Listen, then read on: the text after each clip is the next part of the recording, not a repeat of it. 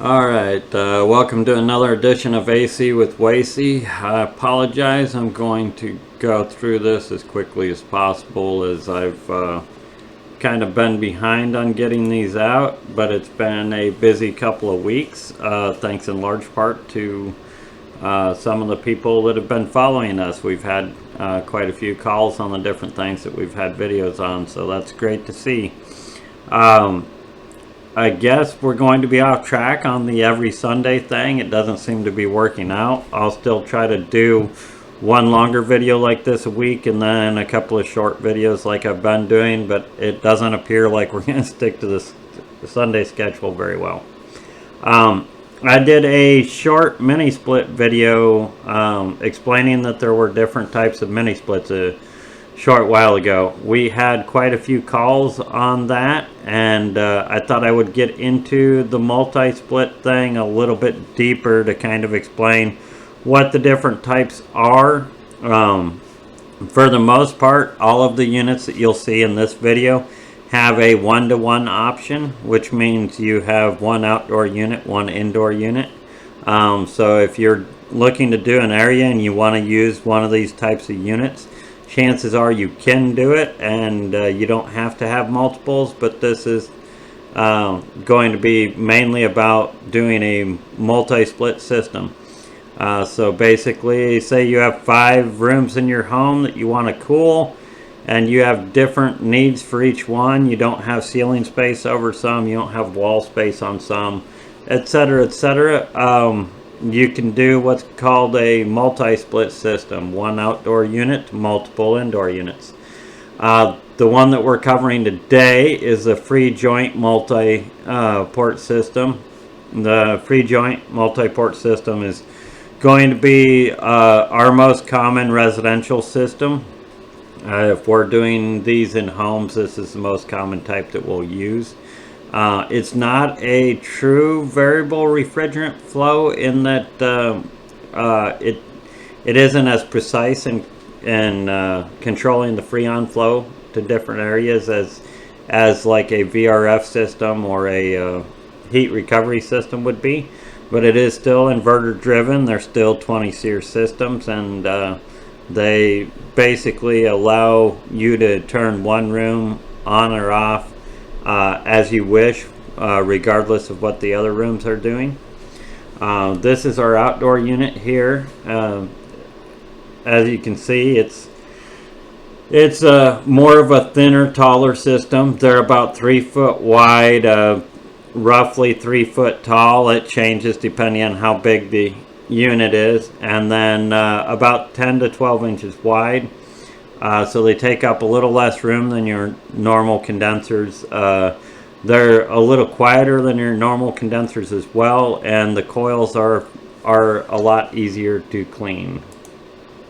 The most common type of indoor unit is the wall mount indoor unit. This is the one that most people think of when they hear mini split. It basically mounts to your wall. It comes 6 to 8 inches off the wall, and then it's about 10 tall, and depending on the size, it'll be 30 to 40 long. Anyways, you can take these different indoor wall mount units from 7,000 BTUs all the way up to 24,000 BTUs. Keep in mind while you're doing one of these that the capacity is going to be important as well as the number of indoor units. You can't just throw 5 indoor units that are all 24,000 BTU on one system. There's going to be a limit on the combination of BTUs on a system. Typically in a bedroom we'll use a 7 to 9,000 BTU unit.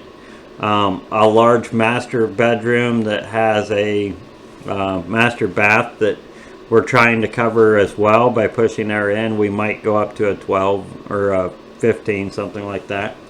The next type of unit is a 4-way ceiling recessed unit. This basically will kick air out 4 directions, and then it'll be pulling air in the center. It sits up flat against your ceiling. This is the grill that you will see on your ceiling. This center part where the air is being pulled in swings down and there's a filter inside of it. These units are about 8 inches tall, or some of them get up to 10 inches tall, but most of them are about 8. So you can recess them into a space and be able to work on it from below. Your freon lines and everything, and your drains will hook in there. They come with a condensate pump built in, so that it's pumping the water for the drain. That way you don't have to have a gravity flow. They work really well to catch all of a room, mount them in the center, and kick it all 4 ways. Some of them do have the capability of adding 1 duct to them. Basically, you can add a duct to any side, and say you take your duct out of this side would just quit blowing air and it would blow out a duct. So if you were, say, in a master bedroom, you could have this in the center and jump 1 duct over to the bathroom and make sure that your bathroom gets its own air. The one-way ceiling cassette is very, very similar. It's kicking air out the front, pulling air in the back, mounts up into the ceiling. These are typically more of a rectangular unit. They're usually longer and a little bit narrower, but essentially works the same. Freon lines and everything come in the ceiling, has a condensate pump for the drain, and you basically set up to cool your room. These work extremely well in server rooms, or if it's a narrow room to where you don't necessarily want to kick all 4 directions, and you can just kick it out one way and set it up against the wall. These work fairly well. There's a ceiling 360 recessed cassette, similar to the 4-way, only it's kicking air out 4 directions, or not 4 directions, all the way around, 360, and spreads air out around the room. Again, best mounted in the center of the room, but they work fairly well. It's just kind of a preference on if you like the circle or the square type look, kind of. The floor cassettes, or low wall consoles, these come out off the wall 6 or 8 inches. You can see down here how they're kind of mounted to the wall, slightly up from the wall. You don't want it sitting directly on the floor if you don't have to. You want to leave a little bit of a gap. These are similar to like a hotel type unit, where you have it blowing air up out of it, and it's not mounted up on a wall to where you're having trouble with ceiling heights and stuff like that. In the heating, it allows you to switch the air direction. You can go from the bottom or from the top. Don't see these real often. I've never installed one, but I've been looking at a couple of different places where I think they would work really well. I just haven't had anybody actually purchase one to put one in, so I haven't got to see one. But I would think in a low ceiling room this would be a very good option. Tiny homes is one place I would really like to try these. As tiny homes, you usually have lower ceilings. You're kind of cut on your wall space as far as how much wall space you have, and I just think that these might be a good option there. But again, I've not been able to try them. But you can add them on any multi-port system. Basically, they're just another type of indoor unit, but I do kind of like the idea of using them in rooms with low ceilings. I just haven't yet. The slim duct and the duct S units, there is a difference. They're like mini air handlers. They're 8 to 10 inches tall.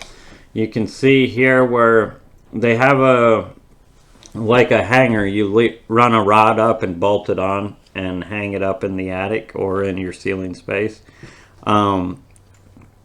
These get used in a lot of spaces where you don't have an attic and you only have 10 or 12 inches of room. You can basically run your duct back to it and then bolt this up to it and still be ducted.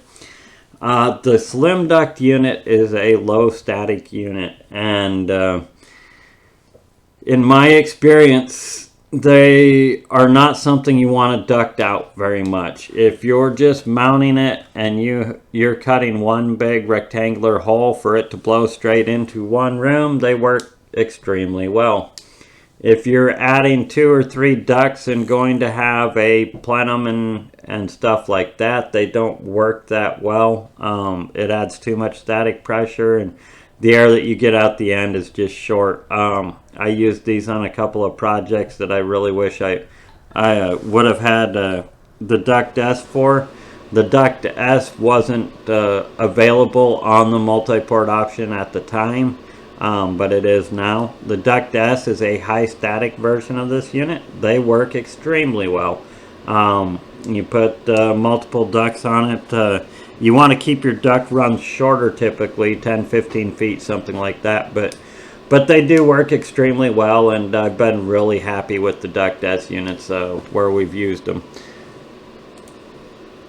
And last but not least is the multi-position air handler. This is a regular sized air handler, very similar to what most of you have in your homes. It can be used to replace a home system. Again, the multi-port thing is more about zoning than anything. You're trying to have different controls in different rooms, but not have the static pressure issues and the zone damper issues and all of that with a normal zone system. So what I have done, and I like the capability of doing, is we'll put one of these in and duct the main part of the home and have a normal control, and then the bedrooms or a bedroom or a different area can have its own units and its own controls. It's worth noting that the multi-position air handler and the Duct S air handler are high static units, and you can only use one high static unit per multi-port system. So if you have a Duct S, you cannot have a second Duct S or a multi-position air handler. Same with the multi-position air handler. But typically the Duct S and the multi-position, you're going to be using larger capacities, larger BTUs, so chances are you're not going to be fitting very many of them onto one anyway. But just the way the technology works at the moment, you can only have one high static per system.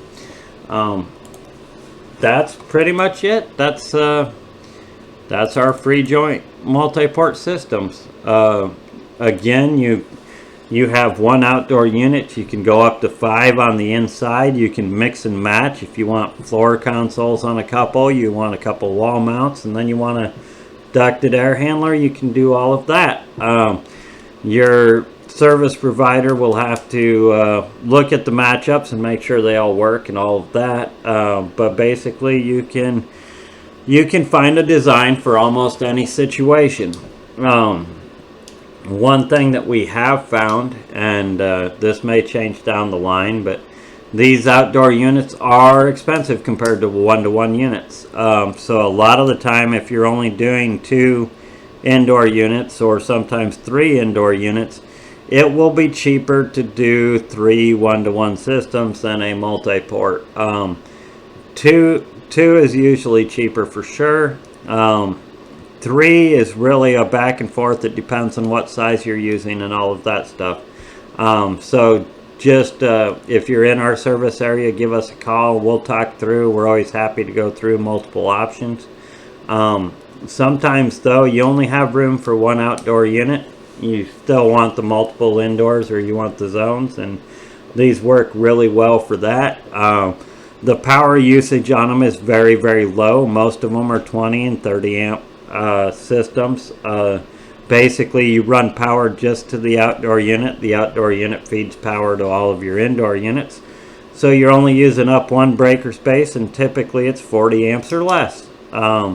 So they're really, really nice, scalable option to fit almost any area. But on top of that, they are very efficient and very friendly for setup. They take up very little room on the outside, very little room in your electrical panel, and have very little pull when they do come on. But that's more or less them. If you have questions on any of the multi-split stuff or the ductless stuff in general, I guess, go ahead and give us a call, shoot us a message, follow us on YouTube. I'll probably be doing a more in-depth VRF one, variable refrigerant flow, here shortly. But this is kind of what I had time for today, so I thought we'd do it and kind of answer some questions that we had after the mini split video of a couple of weeks ago. Thanks for stopping by, and we'll catch you next time.